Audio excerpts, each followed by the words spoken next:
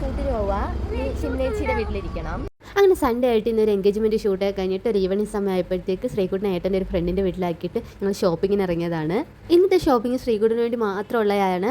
എന്നിട്ട് എന്താ അവനെ കൂട്ടാനെന്നല്ലേ, അവന് സർപ്രൈസാണ്. കാരണം ജൂൺ 4 അവൻ്റെ ബർത്ത്ഡേ ആണ്. അതിന് സർപ്രൈസ് കൊടുക്കാൻ വേണ്ടിയിട്ട് കുറേ ഗിഫ്റ്റുകൾ മേടിക്കണമെന്നുണ്ട്.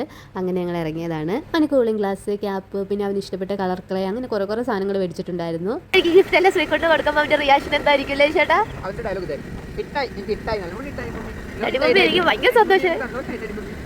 അങ്ങനെ നേരെ ഷോപ്പിംഗ് ഒക്കെ കഴിഞ്ഞ് അവന് രാവിലെ തന്നെ സ്കൂളിലാക്കിയിട്ട് ഞങ്ങൾ നേരെ സ്റ്റുഡിയോയിലെത്തി. അങ്ങനെ ഗിഫ്റ്റെല്ലാം പാക്ക് ചെയ്ത്. പിന്നൊരു കാര്യം, ഞങ്ങൾ എല്ലാവർക്കും സർപ്രൈസ് ഗിഫ്റ്റ് എടുക്കുന്നുണ്ട്. അവൻ എപ്പോഴും പറയും സർപ്രൈസ് ഗിഫ്റ്റ് കിട്ടിയിട്ടില്ലല്ലോ എന്ന്. അവൻ എപ്പോഴും പരാതിയായിരുന്നു. അങ്ങനെ അതും കൂടെ പറഞ്ഞാൽ സെറ്റാക്കണം.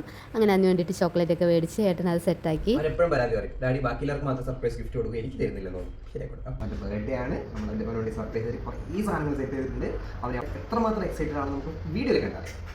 അങ്ങനെ അതെല്ലാം എടുത്ത് ഉച്ചയായപ്പോൾ തന്നെ സ്റ്റുഡിയോ നേരെ വീട്ടിലേക്ക് പോകുന്ന വഴിക്ക് ഞങ്ങൾ കുറച്ച് ബലൂണും ഹാപ്പി ബർത്ത്ഡേ ഒക്കെ മേടിച്ചിട്ട് നേരെ വീട്ടിലേക്ക്. ആളുടെ ഫസ്റ്റ് ഡേ ആണ് ഇന്ന്. സ്കൂളിൽ പോയേക്കോ. അപ്പോൾ 3 മണിയാകുമ്പോൾ വരും. അപ്പോൾ അതിന് മുമ്പ് നമുക്ക് സെറ്റ് ആക്കാനുണ്ട്. അങ്ങനെ ഞങ്ങൾ ഫ്രെയിമൊക്കെ എടുത്ത് മാറ്റി. അവൻ്റെ 1 മന്ത് തൊട്ടുള്ള ഫോട്ടോ ഫ്രെയിം അവിടെ വെച്ച് ബലൂണും കാര്യങ്ങളൊക്കെ സെറ്റാക്കി ഹാപ്പി ബർത്ത്ഡേ വെച്ച് ഗിഫ്റ്റും കാര്യങ്ങളൊക്കെ വെച്ച് സെറ്റാക്കി. ഇനി അടുത്ത് അവനെ കൂട്ടാൻ പോകണം.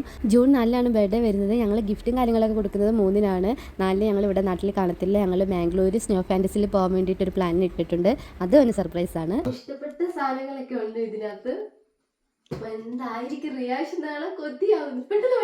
അങ്ങനെ ഏട്ടൻ അവനെ കൂട്ടാൻ വേണ്ടി സ്കൂളിലോട്ട് പോയി. ഫസ്റ്റ് ഡേ ആയതുകൊണ്ട് തന്നെ കഴുത്തിൽ എന്തോ മാലയൊക്കെ കിടപ്പുണ്ട്.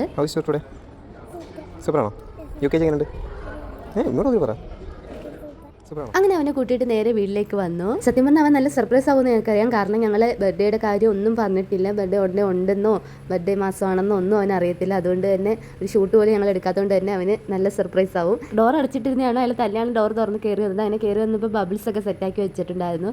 സത്യം പറഞ്ഞാൽ ആളെ മുഖത്ത് ആദ്യമേ വലിയ റിയാക്ഷനൊന്നും ഇല്ലായിരുന്നു. ഞങ്ങൾ വിചാരിച്ച് പടി പാളിയെന്ന്. പിന്നീടാണ് അയാളെ മുഖത്ത് ആ സന്തോഷവും ഹാപ്പിനെസ് ഒക്കെ വന്നത്. അത് കണ്ടപ്പോൾ അവന് ഭയങ്കര സന്തോഷവും അതിനേക്കാളും സന്തോഷം ഞങ്ങൾക്കായി. ഇന്നാണോ എൻ്റെ ബർത്ത്ഡേ ഇന്നാണോ എന്ന് പറഞ്ഞുകൊണ്ട് ചോദിച്ചുകൊണ്ടുണ്ടായിരുന്നു. അപ്പം അവൻ ആദ്യം തന്നെ ഡ്രസ്സൊക്കെ എടുത്ത് കൊടുത്ത് ഡ്രസ്സൊക്കെ ഇട്ടിട്ട് കേക്ക് മേടിക്കാൻ. കേക്ക് അങ്ങനെ വലിയ കേക്കൊന്നും മേടിച്ചിട്ടില്ല.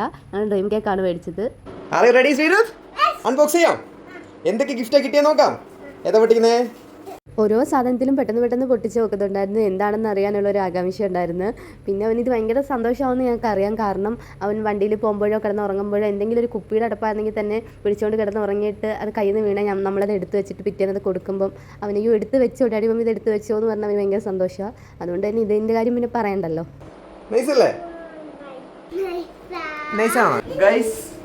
ഇത്രയും ഗിഫ്റ്റ് കൊടുത്തിട്ട് പോരാണല്ലേ? അറിയാപ്പി